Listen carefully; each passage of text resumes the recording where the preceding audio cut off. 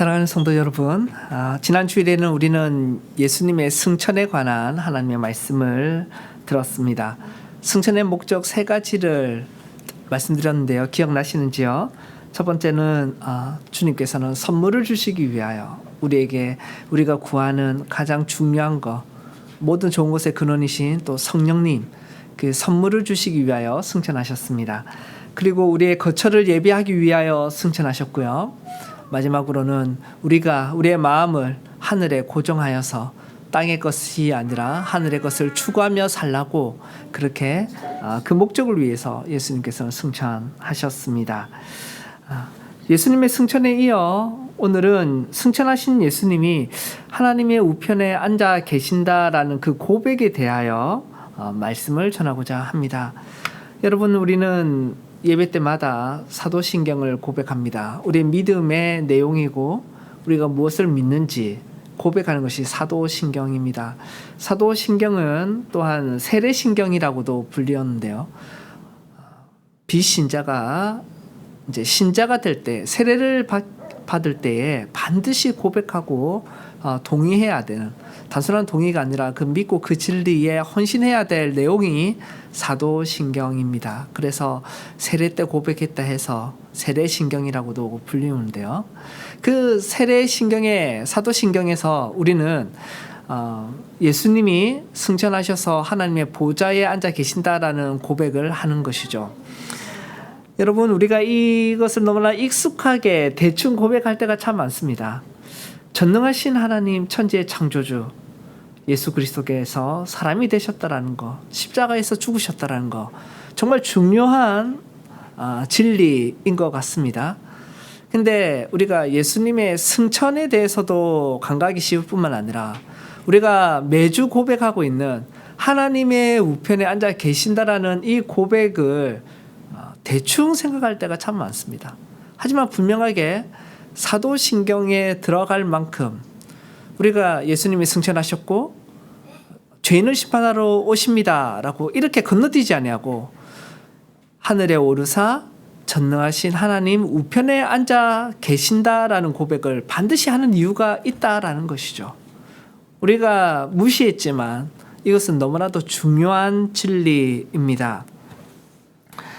신약 성경은 이것을 너무나 반복해서 강조합니다. 예수님은 단순히 죽으셨다가 살아나신 분이 아니라 지금도 살아계셔서 하나님의 우편에 앉아 계신다라는 것이죠. 이것을 한번 깊게 생각해 보십시오. 왜 이 진리가 이토록 중요한가? 나는 한 번도 생각해 보지 못했는데 왜 예수님이 하나님의 우편에 앉아 계신다라는 고백이 중요한지, 예수님께서 하나님 우편에 앉아 계신다는 것이 도대체 어떠한 의미인가? 그리고 이 고백이 지금 살아가고 있는 나의 삶과 무슨 상관이 있는지 우리는 진지하게 고민하고 배워서 알아야 할 것입니다. 그리고 여러분, 성령 강림 주일인데요. 성령 강림 주일은 우리가 성령님에게 집중해서 생각할 때가 많이 있습니다. 하지만 하나님께서 우편에 앉아 계신다, 예수님께서 하나님 우편에 앉아 계신다라는 이 진리를 온전히 알지 못하면, 이해하지 못하면 성령님에 대한 생각도 왜곡되기가 쉽습니다. 다시 말해 예수님과 상관없이 그냥 성령님의 시대가 되었고, 그래서 성령님의 은사나 성령님의 능력으로 뭔가를 기적을 행하고 또 놀라운 일들을 이루는 일에 우리는 성령 충만함을 생각하기가 쉽고 우리의 생각을 가두어서 그렇게 예수님이 없는 성령님에 대한 그러한 고백으로 우리의 신앙이 형성되기가 너무나 쉽습니다. 성령님을 바로 알기 위해서는 승천하신 예수님에 대한 이해가 있어야 되고, 또 승천하셔서 하나님 우편에 앉아 계신 예수님이 어떤 분인지를 반드시 알아야지 예수님이 성령님을 보내주신 의미를 잘 알 수가 있는 것입니다. 하나님 우편에 앉아 계신 예수님에 대한 고백은 단지 신학의 한 체계나 한 조각이 아니라 이것은 성도의 확신의 기초입니다. 우리가 뭔가를 믿고 살아가는 그 기초가 뭐냐? 예수님이 우편에 앉아 계신다라는 것이죠. 하나님 우편에. 이것은 교회의 위로가 되고 또한 우리의 담대함의 근거가 됩니다. 우리가 이 세상을 용기를 가지고 살아갈 수 있는 그 근거가 뭐냐라고 할 때에 바로 하나님 우편에 예수님께서 지금 앉아 계신다라는 사실입니다. 따라서 이 말씀을 한번 살펴보겠습니다. 그러면 먼저 예수님께서 하나님 우편에 앉아 계신다라는 의미가 무엇입니까? 무엇을 의미합니까? 우리는 먼저 이것이 비유적인 표현이라는 사실을 이해해야 합니다. 예수님이 하나님 우편에 앉아 계신다, 승천하셔서 이것은 물리적으로 모양 그대로라는 의미라기보다는 비유적인 것입니다. 왜냐하면 여러분 하나님은 영이시잖아요. 하나님은 영이십니다. 또 하나님은 어디나 다 계시는 분이십니다. 그러면 하나님에게 있어서 오른편이 있겠어요? 오른쪽 손 옆에라는 의미가 있겠습니까? 하나님께 있어서 왼쪽이라는 의미가 있겠습니까? 그래서 이 고백은 예수님께서 승천하셔서 하나님 우편에 하나님의 오른손 옆에 계신다라는 이 의미는 비유고 인간에게 이해하기 위해서 우리의 언어로 말씀해 주신 것이죠. 그래서 우편이라는 것은 성경에 있어서 권세와 영광과 통치의 자리를 상징하는 것입니다. 왕의 오른편은 가장 높은 자리였어요. 그래서 구약 성경에도 보면 솔로몬 왕이나 그 자기의 어머니를 자기 옆에 앉혔다, 이제 이런 표현들이 있는 것이죠. 오른쪽에 있다. 이 세상에서 우리가 뭐 오른팔이라는 말 많이 쓰지 않습니까? 맞죠? 오른팔이다. 그리고 중세나 이런 왕의 드라마를 보십시오. 오른쪽에 왕비가 앉아 있습니다. 그러면 높이는 거, 왕의 급으로 높이는 것이죠. 왕비를 모독하는 것은 곧 왕을 모독하는 것과 마찬가지입니다. 그래서 최고의 영예의 자리가 오른쪽입니다. 오른쪽. 그 비유의 언어로 설명하고 계시는 것이죠. 그러므로 예수님께서는 하나님 아버지의 우편에 앉아 계신다라는 의미는 성부 하나님과 동등한 권세와 영광으로 통치자로 지금 예수님은 높임을 받으신다, 그 의미입니다.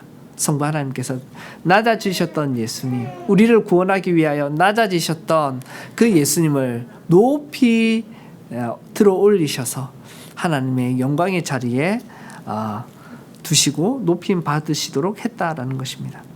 그래서 웨스트민스터 대요리문답의 53문에서 이 예수님의 승천과 우편에 앉으심을 두고 이렇게 고백합니다. 그리스도께서 하나님의 우편에 앉으실 때의 높아지심이라는 것은 하늘과 땅에 있는 모든 권세를 다스리는, 모든 것을 다스리는 권세를 받으신 것이다, 그런 뜻이다 라고 우리에게 가르쳐 주고 있는 것입니다. 마태복음 28장에서도 예수님이 동일한 말씀을 하시죠. 하늘과 땅의 모든 권세를 내게 주셨다, 그 고백을 하십니다. 이것은 부분적인 권세가 아닙니다.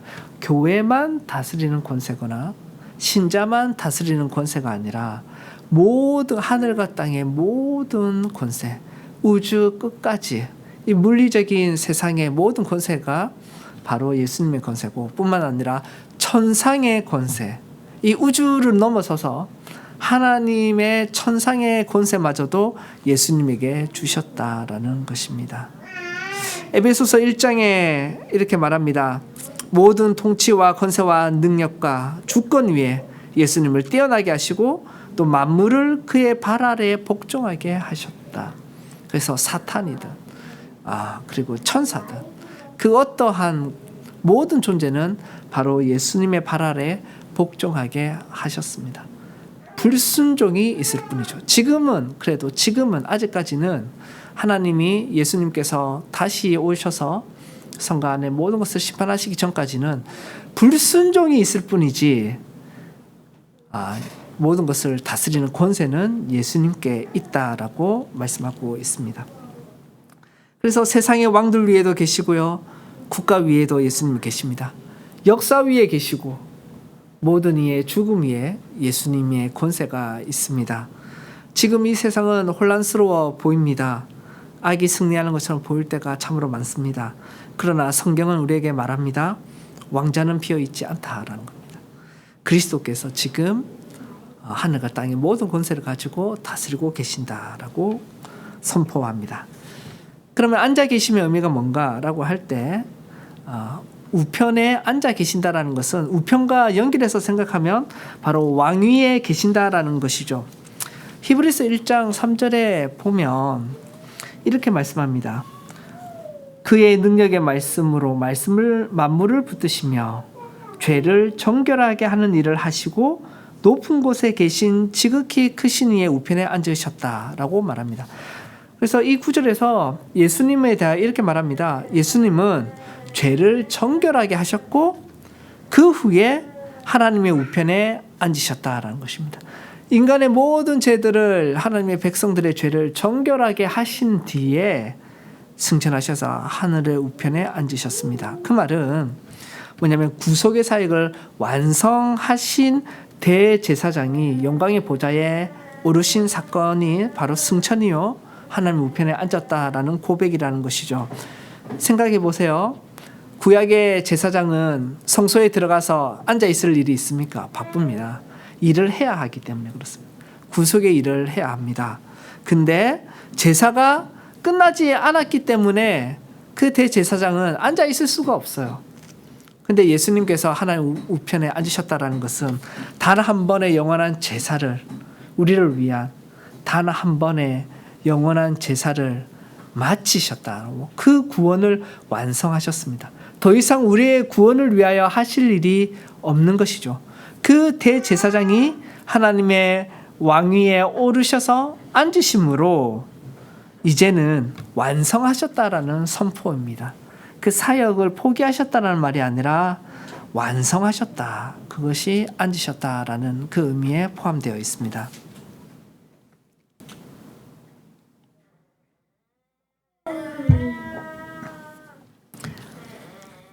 하지만 여러분, 우리가 예수님이 앉아 계신다라는 이 문자적 의미에 너무 매일 필요는 없습니다.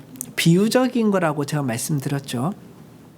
흥미롭게도 다른 곳에서는 예수님이 서 계신다라고도 표현해요. 스데반이 순교할 때에 하늘을 보고 예수님의 보좌를 봅니다. 그때에 인자가 하나님 우편에 서신 것을 보노라 이렇게 말합니다. 예수님이 서 계신다라는 거예요. 이걸 두고 어떤 이제 여러 목사님들은 이제 은혜롭게 이렇게 설명합니다. 예수님이 앉아 계시는데 쫙 보좌에 앉아 계시다가 너무나도 사랑하는 스데반이 순교하는 모습을 보고 너무 감격스럽고 너무나 위로해주고 싶어서 뻘떡 보좌에서 일어나셔가지고 도저히 앉아 있을 수 없어서 이렇게 서 계시었다. 은혜가 됩니다, 맞죠? 네, 그럴 수도 있겠죠. 하지만 이렇게 앉아 있다, 서 있다 이러한 것들이 비유적인 표현입니다. 그럼 예수님이 계속 서만 계십니까? 그렇지 않죠. 요한계시록에 보면 또 예수님이 금촛대 사이를 거느시는 모습도 나옵니다. 7 금촛대 사이를 예수님이 거느시기도 해요. 그래서 이런 예수님이 이 세상 마지막 때까지 앉아 계시기만 한다? 서 계시기만 한다? 돌아다니시기만 한다? 이제 그런 표현들이 충돌하는 것은 아니고 핵심은 하나죠. 하나님의 우편에서 앉아 계신다, 서 계시고 또 하나님 우편에서 또 7 금촛대 사이를 돌아다니신다는 것은 역사의 그 중심에 교회의 머리로서 통치하신다.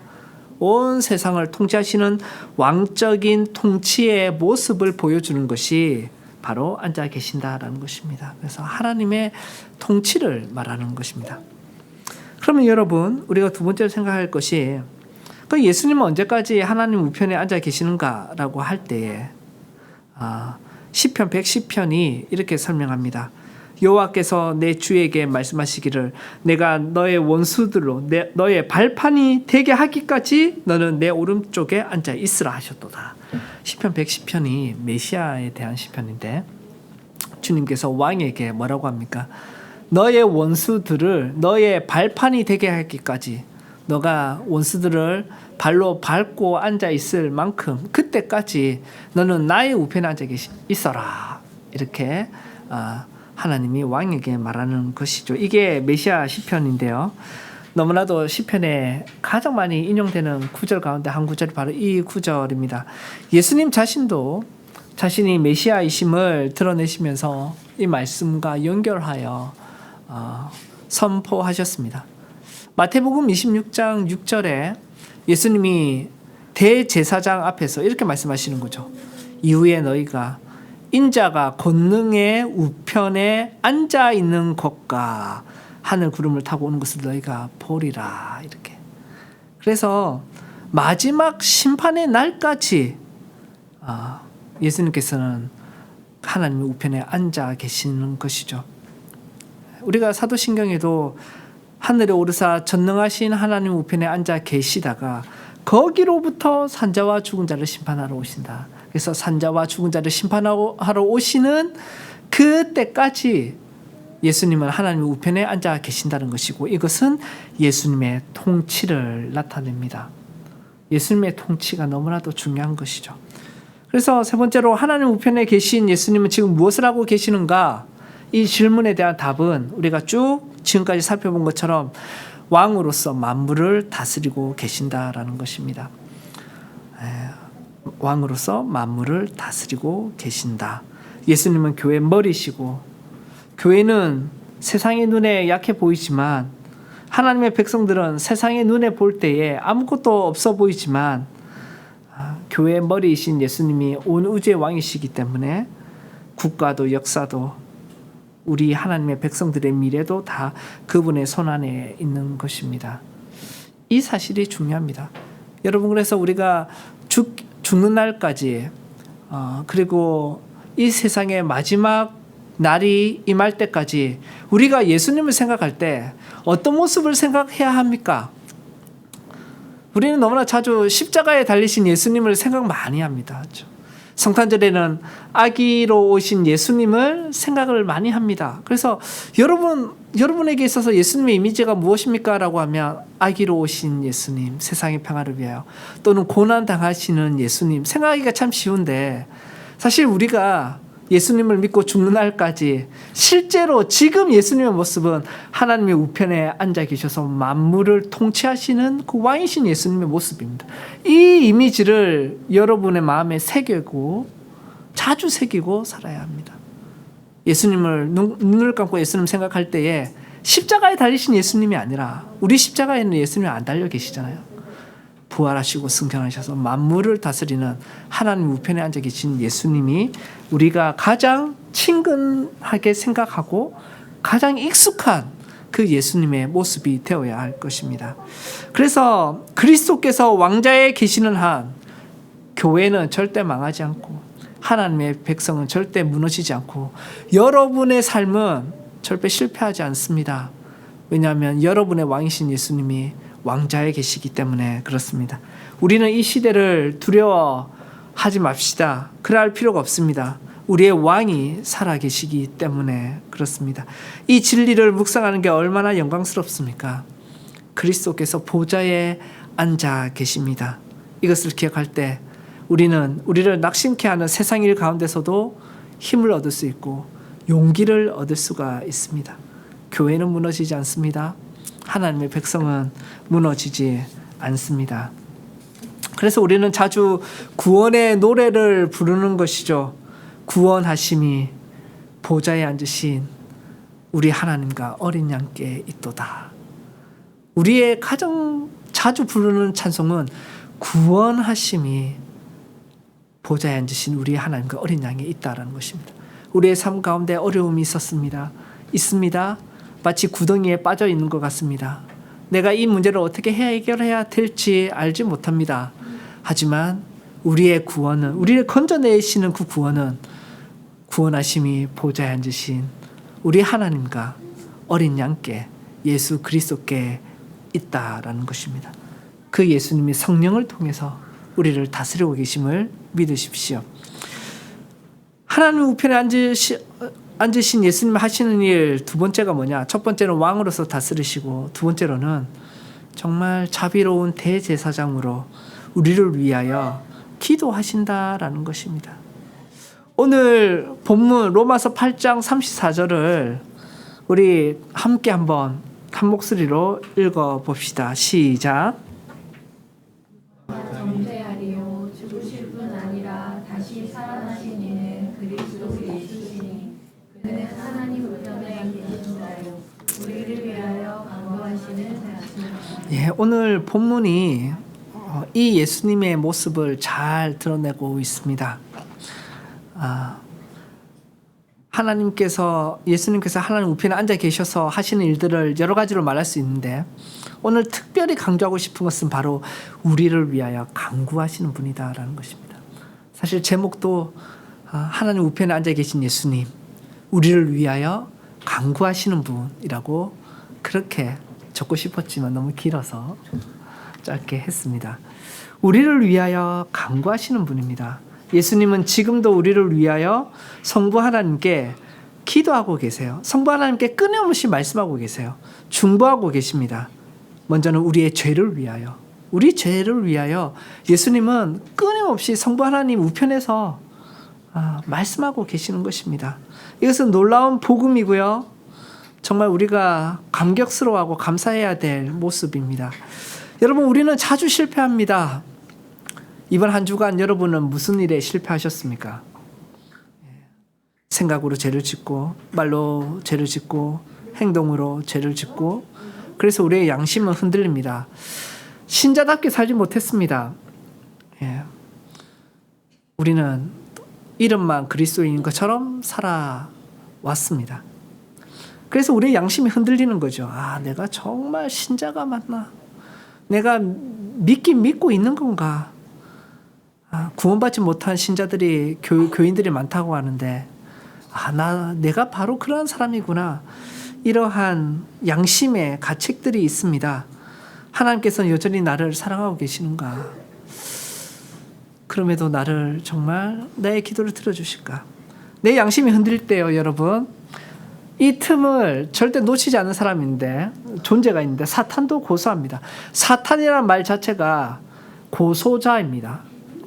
검찰의 역할을 하는 것이 사탄, 고소자라는 말 제가 몇 번 말씀드렸었습니다.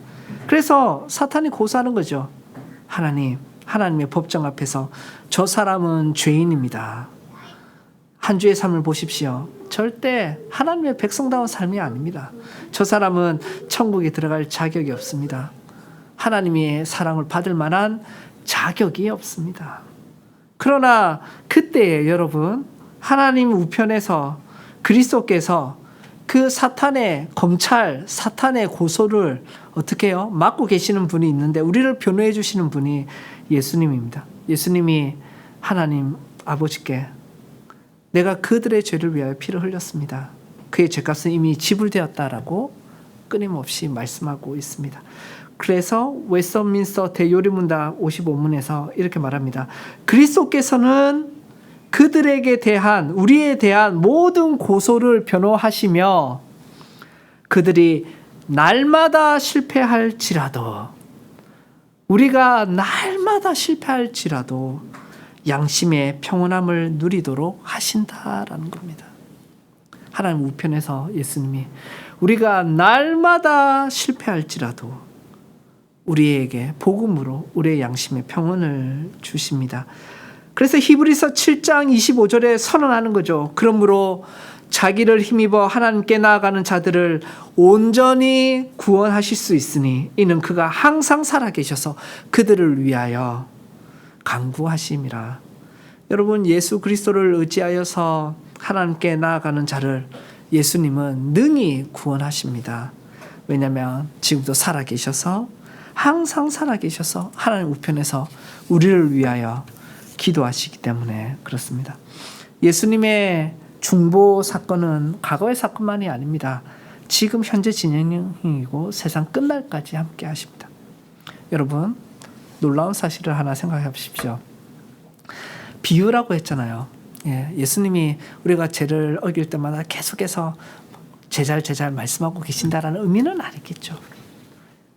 예수님의 물론 예수님의 그 대언의 모습이 있는데 중보의 모습도 있겠지만 말하지 않아도요, 여러분 예수님 그분 자체가 우리의 중보의 내용이 되십니다. 무슨 말이냐면 예수님이 사람의 몸을 입고 있는 자체가 그 자체가 우리의 중보자시라는 거예요. 우리가 매일 실패하여도 우리를 사탄이 고소하지 못하도록 하는 그 변호의 모습이 뭐냐요? 단순한 말이 아니라 예수님이 사람의 몸을 입고 하나님 앞에 계신다라는 겁니다. 생각해 보세요. 삼위일체 하나님은 영이십니다. 성부 하나님, 그 사람의 몸을 가지고 있지 않으세요. 성령 하나님의 영이신데 그 영광스러운 영이시고 부족함이 없는데 무슨 피조물인 사람의 몸을 가지고 계시겠습니까? 근데 성부와 성령님이 계시고 성자 예수님이 계시는데 한번 상상해 보십시오. 하나님이 물어보시겠죠. 얘야, 너는 지금 왜 사람의 모습 왜 있냐? 이렇게 말하는 거죠. 예수님이 뭐라고 하시겠어요? 물론 제가 만들어낸 상상이지만 그런 의미입니다. 아버지요. 내가 사람이 되었다는 사실을 잊지 마세요. 하나님 물론 안 잊으시겠지만 제가요, 아버지를 사랑하는 그 아버지께서 사랑하는 사람들을 위하여 그들을 구원하기 위하여 사람이 되었다라는 사실 잊지 마세요. 내가 사람이 돼서 뭐 했습니까? 십자가에서 고통당했다라는 거. 인간의 사람의 죄를 위해서 성부 하나님의 진노와 저주를 내가 마지막 아담이 되어서 대신 다 받았다라는 거. 그들을 위하여 대신 받아서 죽었다라는 거. 그리고 부활했다라는 거. 그리고 사람으로 승천했다라는 거. 하나님 아버지 잊지 마세요. 그 모습을 지금도 사람으로서 하나님 우편에 앉아 계시는 그 모습이 하나님께 고백하고 있다라는 것입니다. 그래서 초코파이 광고 알죠? 말하지 않아도 알아요. 그저 바라보면 우리 마음속에 있다라는 것. 여러분, 예수님이 사람의 몸을 가지고 하나님 우편에 계신다는 것 자체가 날마다 실패하는 우리를 위하여 주님께서 변호하시고 하나님 아버지께 우리를 위하여 기도하시는 것입니다. 여러분, 예수님은 우리의 죄만을 위하여 중보하시는 것이 아니라 우리의 필요를 위하여서도 하나님 아버지께 기도하시는 분입니다. 바로 옆에서 하나님께 말씀하시는 거죠. 우리의 필요를 계속 말씀하고 있는 것입니다. 요한복음 16장 24절에 예수님이 주님의 제자들에게 지금까지 너희가 내 이름으로 아무것도 구하지 아니하였으나 구하라. 그리하면 받으리니 너희 기쁨이 충만하리라. 이렇게 말씀하셨죠. 예수님의 이름으로 구하라고 했습니다. 그러면 반드시 하나님께서 그 기쁨이 충만하도록 받게 하겠다라고 하셨죠. 예수님이 무슨 자신감으로 그 말씀을 하신 거예요? 예수님이 하나님 우편에 앉아 계시거든요. 근데 하나님께서 시편 2편에 8절에 메시아의 왕에 대한 시편에서 하나님이 약속하셨어요. 하나님이 왕에게 내게 구하라. 내가 이 나라를, 이방 나라를 너의 유업으로 주겠다. 너의 소유가 땅끝까지 이르리라. 뭐라고 한 것입니까? 이 세상의 모든 것을 너에게 주겠다. 내게 구하라 했거든요. 성부께서 메시아 왕에게 내게 구하라 했어요. 내가 뭐든지 들어주겠다. 그러니까 예수님이 무슨 기도를 하시겠어요? 우리가 예수님의 이름으로 구한 거, 그것을 예수님께서 성부 하나님께 전달하시는 것이죠. 반드시 주님께서 이루어 주시고 충만케 기쁨으로 그 기도가 이루게 해주십니다. 그러므로 예수님의 중보가 얼마나 강력하겠습니까? 결론적으로 여러분,